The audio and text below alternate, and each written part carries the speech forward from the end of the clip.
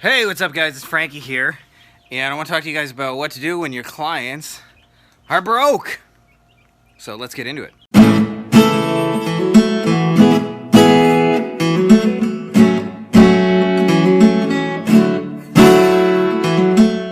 So I just got an email from one of our mastermind members, and they got a message from one of their clients who something along the lines of like, help us, we're struggling to pay our bills and we think your stuff is worth it, but we're almost upside down on our costs and all that kind of thing, and we need to make this work sooner than later.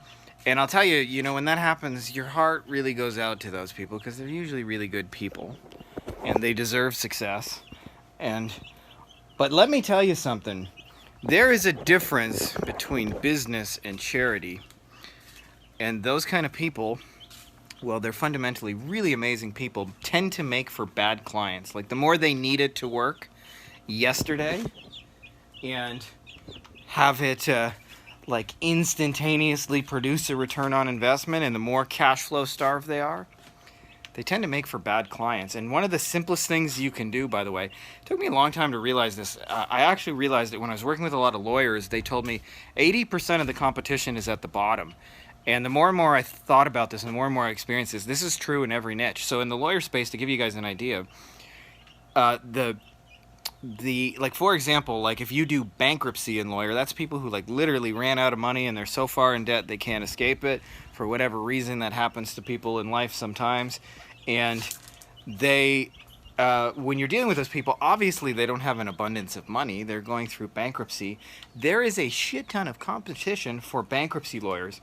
One lawyer told me, he's in San Francisco, he told me, I just decided one day to specialize in like really big corporate law. And so that meant as clients, he got Yahoo, he got Facebook. I think he may have gotten Google as well. I could be mistaken about that, but definitely Yahoo and Facebook were his clients. And he said the interesting thing enough is all these lawyers said, I don't feel ready. And so when he got a contract just with Yahoo, I think he told me it was like $500,000 per year just on retainer. And that means that they prepay him $500,000, and then if they need more for him, they're willing to spend more.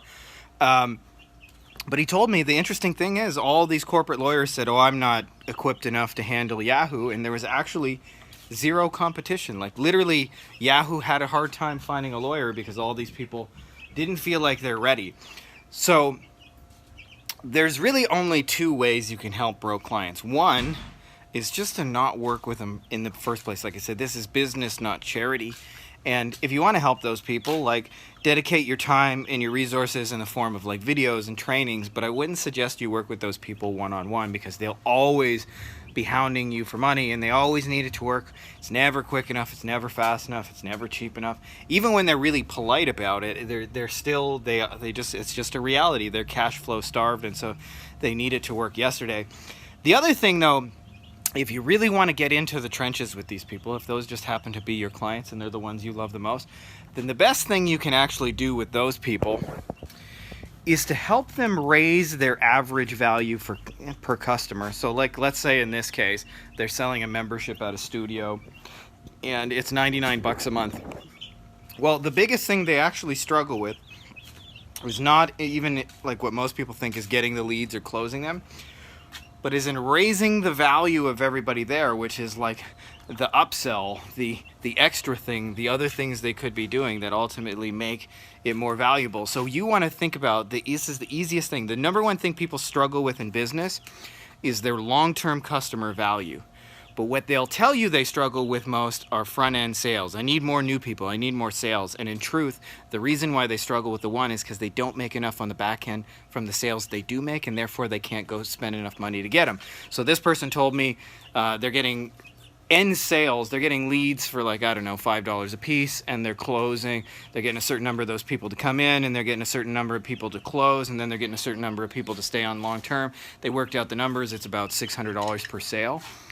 The issue isn't that the $600 per sale is too high of a number.